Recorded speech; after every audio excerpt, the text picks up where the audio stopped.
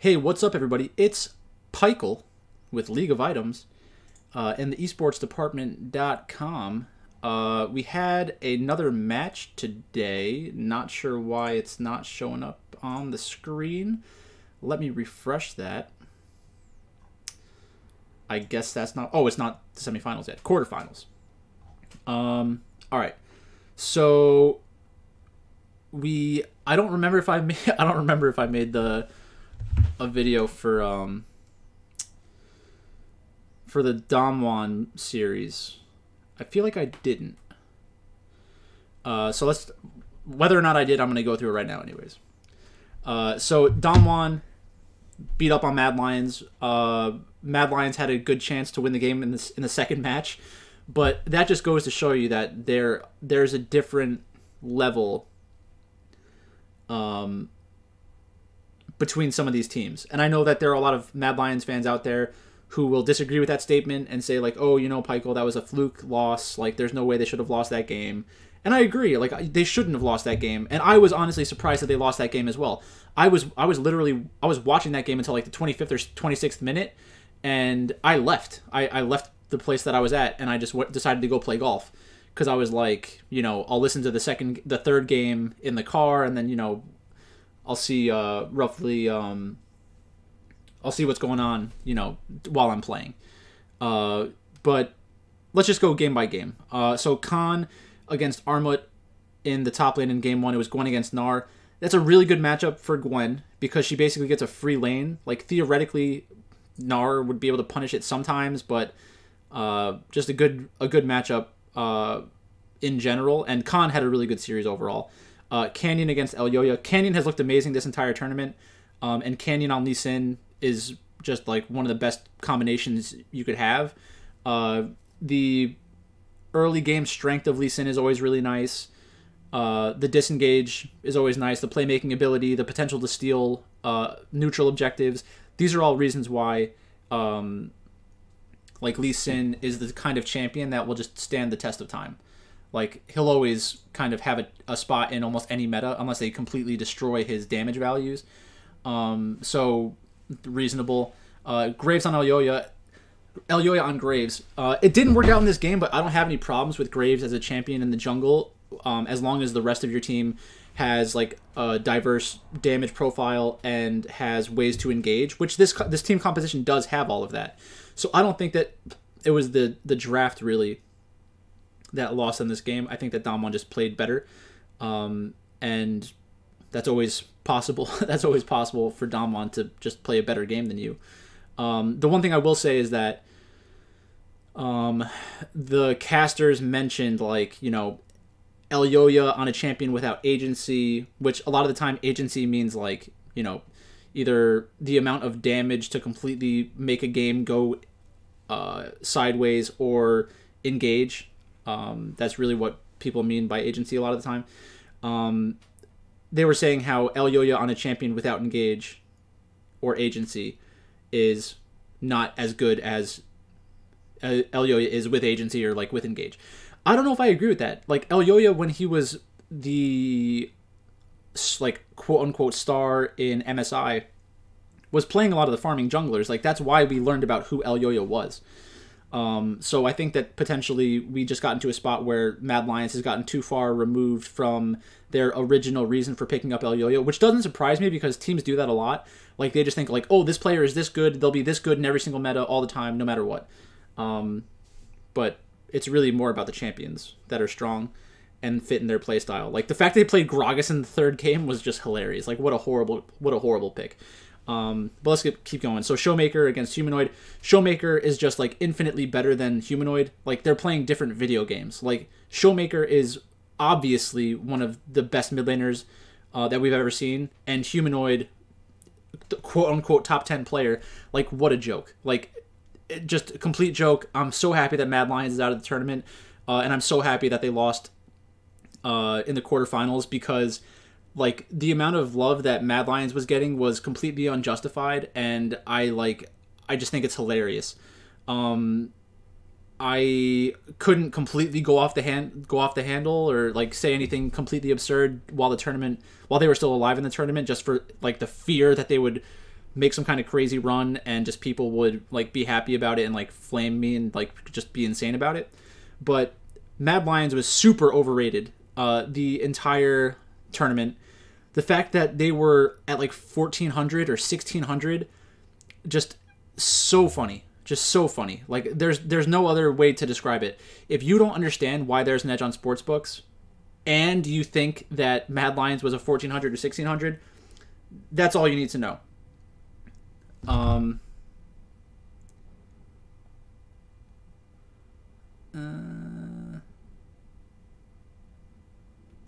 Sorry, just got a work email. But that's really, like, I don't want to talk about it too much more. Like, I'll talk about the second and third game, but for the Mad Lions fans that are watching this game and are upset with me for how I talk about Mad Lions and how I talk about them being overvalued and all that kind of stuff, just please take a second and ask yourself if you honestly think that Mad Lions is a world championship caliber team. And do you honestly think that Humanoid is one of the 10 best players in this tournament? If you honestly think that Humanoid was one of the 10 best players in this tournament, then I can't help you. If that is your position, then most of the stuff that I say in my videos is just not going to work for you because you're just delusional. So I know that some people will get upset by that, but like... It's not, and it's not even that I'm right and you're wrong. It's like we don't see things the same way. So if we don't see things that anything close to the same, then we'll never, like, my reasoning and my explanations for things are just wasted on you. So that's really just all it is. And I know that Humanoid's better than a lot of European mid laners, but that's not what we're talking about here. We're asking the question: is Humanoid one of the 10 best players in this tournament? The answer is emphatically no. Like, I haven't done that kind of list where like I try to rank the 20 best players, but I'd be shocked if he was in my 20 best players, 25 best players. I'd be shocked. I really would. It's just I don't look at him like in a way that would even come close to that. So there's that. Ghost and Barrel against Carzzy and Kaiser. This draft, when this was going on, did kind of scare me a little bit because the fact that Mad Lions went for Aphelios Leona gave them additional outs in this game. Like, theoretically, Graves could outscale Lee Sin. Gnar is going to get outscaled, but Gnar can still be impactful in the late game. Orianna can one-shot carries in the late game.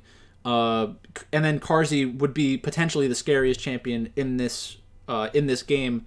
Aphelios would be the scariest champion in this game if they weren't punished hard in the early game, but Damwon was able to do that and create a large enough advantage. Carzzy, I think that this was the game that Carzzy got caught out a lot. But either way, a good game from Damwon. I don't think that the draft was a problem. I think that they just played their team composition better. So good job by them. In the next match, we had Mad Lions win the early game pretty hard. They were up by like 10,000 gold. It was a complete stomp.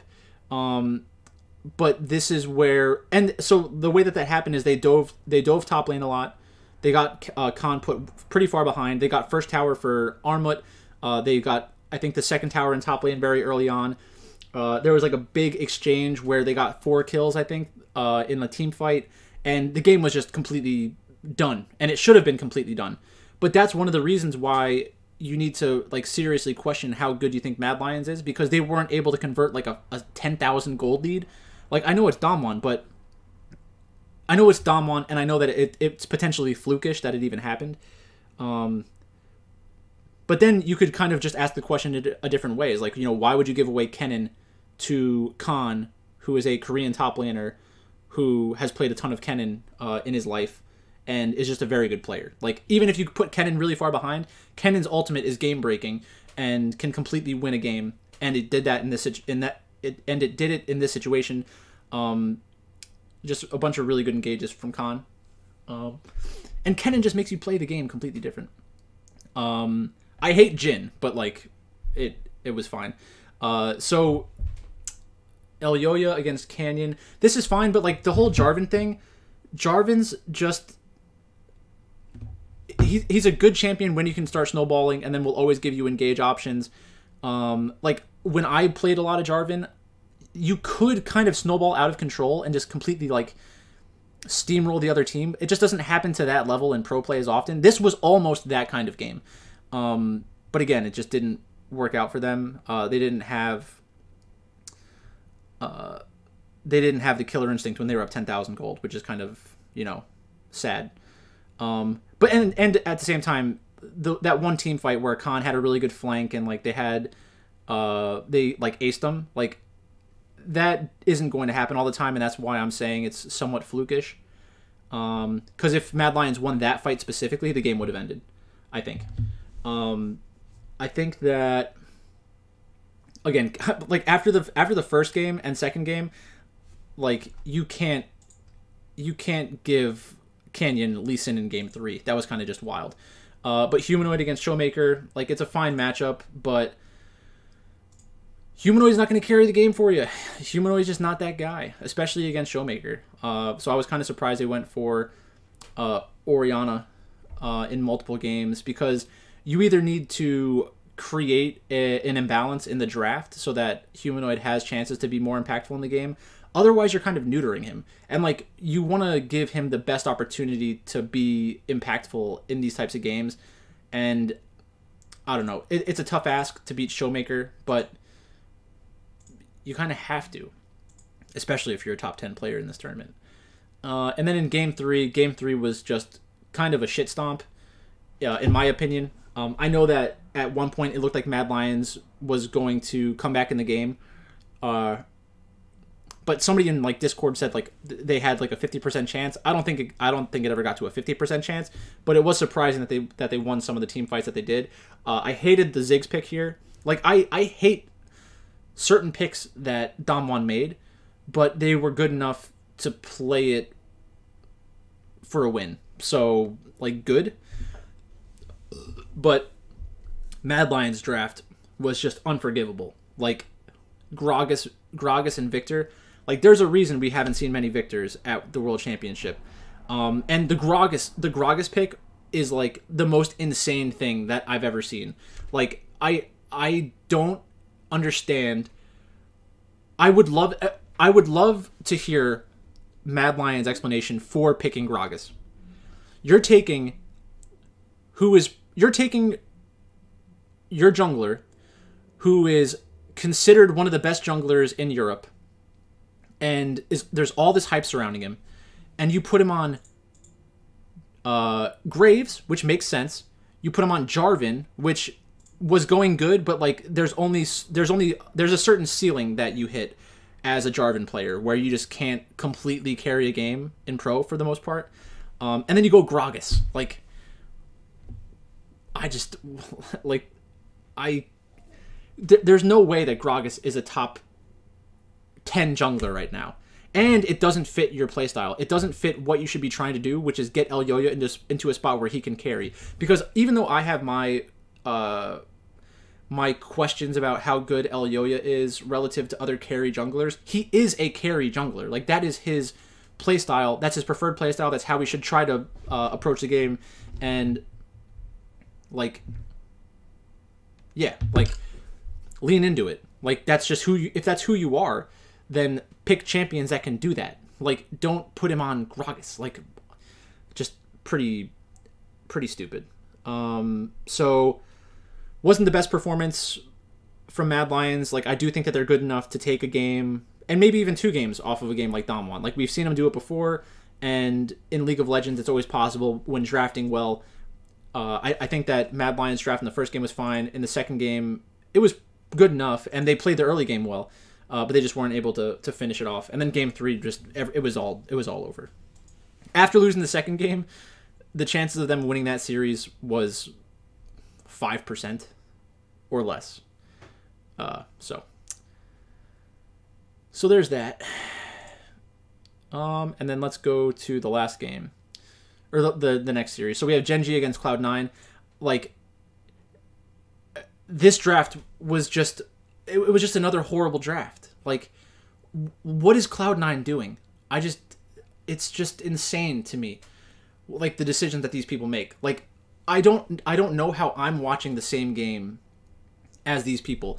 What did they see during Worlds that made them think to themselves, like, yes, I would like to play Jarvan top lane.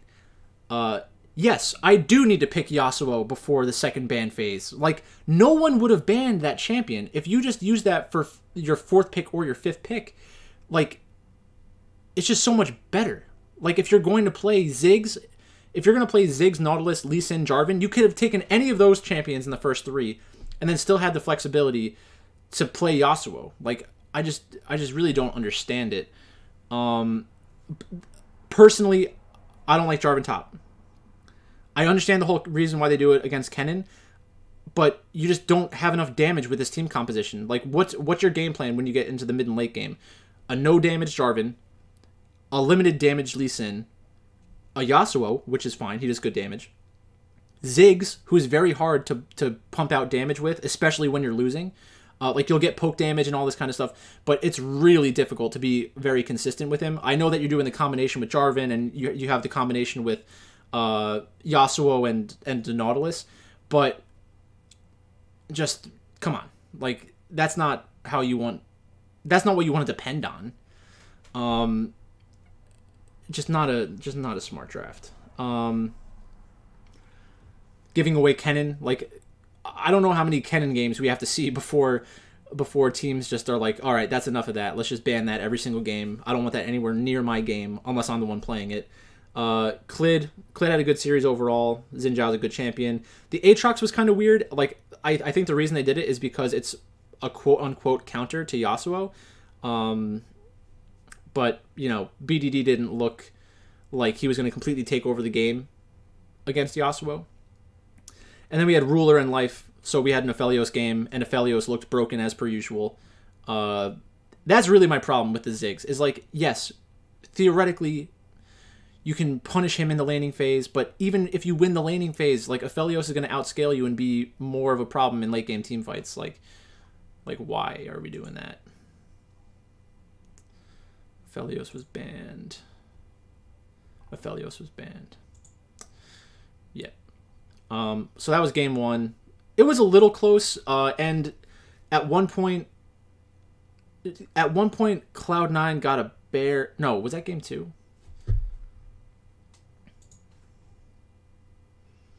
Might have been game 2.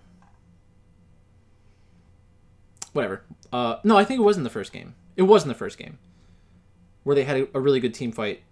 One of these guys, Ruler, got picked off, and then it was Xin Zhao, Aatrox, Lulu lost the team fight, and then I think Cloud9 got a Baron, and they still lost, so whatever. Game 2, we have Graves top, which is good. Malphite gets additional value. Oh my god, that's scary looking. Malphite does get good value because, like, he does a good job against Graves, he does a good job against Lee Sin, does a good job against Jhin, from like a tank perspective. The problem is that you're not going to punish Graves super hard in the laning phase, so you're basically giving Graves a free lane. At some point, Rascal had like 5 kills when there was like 7 kills in the game, so he was just snowballing out of control. This game just got out of hand. Like, I don't think that the Malphite was a bad pick necessarily, but Malphite plus Poppy, you're really limiting the amount of damage your team is going to do. Like, yes, Misfortune is pretty good from a damage perspective, but it's not like a hyper carry, and I don't know. I just have a different opinion, I think, than a lot of these teams about how important it is to get a lot of sustained damage into your team compositions. Because, like, Malphite, Poppy, Leona, those champions aren't doing a lot of damage. Like, Sylas is good, and Perks actually looked pretty impactful on the Sylas, especially in the mid game. Like, he had some really good mechanical plays. It just wasn't enough, and this game didn't look very close for very long. And then same thing here. The Renekton, picking the Renekton into the Graves, like, I know that we've seen it be okay at Worlds, but it did give C9 some winning chances, I think. Then we have Jarvan. So another Jarvan game, another Jarvan loss. Clid on Lee Sin, you know, it's funny because, like, I know that there are a lot of people in, like, the sports betting scene, especially for esports and DFS, that, like, don't play League of Legends or don't understand League of Legends, or, like, don't play solo queue, and, like, they don't understand, like, where people find these pro players. Like, I would have to say almost every single professional jungler can play Lee Sin at a quote-unquote professional level. But professionals who turned professional 4, 5, 6 years ago, these are some of the best Lee Sin players ever. Like, he was that broken. He was that good. Like, the amount of the number of hours that these players played on Lee Sin is out of control. Just an incredible playmaking champion. And some people are surprised because it doesn't always look great when other players use it. But, like, we're talking about Clid. Like, Clid is a Lee Sin god. Canyon is a Lee Sin god. Like, these people are just out of control at playing these types of champions. And that's where the talent discrepancy really comes in. It's like these guys are playing hundreds of games, thousands of games on mechanically intense champions that can completely carry the game, are always looking for opportunities to get back into a game through, like, stealing objectives and stuff like that, which Lee Sin is very good at. The number of insane situations that Lee Sin players have been put into just lets them operate at such a crazy high level. If you lose to it once or twice in the series, like why are you going to let them continue to play it? And, like, that also brings into question, like, why do some of these Western teams completely evaluate Lee Sin differently? And I know there's other people who just completely hate Lee Sin, like I think LS probably hates Lee Sin, just because, like, he's not the most efficient type of champion, but there's something to be said for his playmaking upside, and he doesn't need to be the carry. Like, people talk about him falling off. Yeah, he falls off, but if you build around that and have a team composition that can compensate for that, then you're getting all of the strength of Lee Sin early and mid game and the playmaking upside in the late game. And we saw that in this game specifically, like, and in games 2 and 3 specifically, where Clid was finding really good ways to catch out players from Cloud9. And once that pick happens, they basically get whatever objective they want. I will say that Sven looked particularly bad in this series. I think a lot of that was that he was the focal point for a lot of the aggression of Genji, and maybe it's overstating the case where, like, you know, maybe he didn't play that bad, but he looked pretty bad. And I think he'd be an easy target to kind of flame. So I almost regret even bringing it up, but it's true. Like, I really just thought to myself going into this match that there's no way that Sven is going to be able to hang with Genji, and I was right. I'm going to open up this. So this is my tier list from before Worlds, right? Damwon Gaming, Genji, EDG, FPX. And I know some of you are probably thinking to yourselves, well, you know, you had FPX, so you were wrong about FPX. Like, you know, your list looks stupid because you have FPX rated so high. If you can find me a tier list from somebody on YouTube who did not have FPX as one of the top 5 or 6 teams, show me. I don't know where you found it, because I don't know if it exists. Everybody was high on FPX, and for good reason. They didn't play well during the tournament, but a lot of that came down to drafting. There were other circumstances that made it look understandable, like when the games were going on. After the first couple of games that we saw out of FPX, there was good reason to question whether or not they were going to be able to get out of groups. It was reasonable to ask, like, you know, why are they drafting this insanely? Why are their players not playing well? Like, those were all reasonable questions after the first couple of games. But those were not reasonable questions to ask before the tournament started. Yeah. So, Damwon, Genji, EDG, but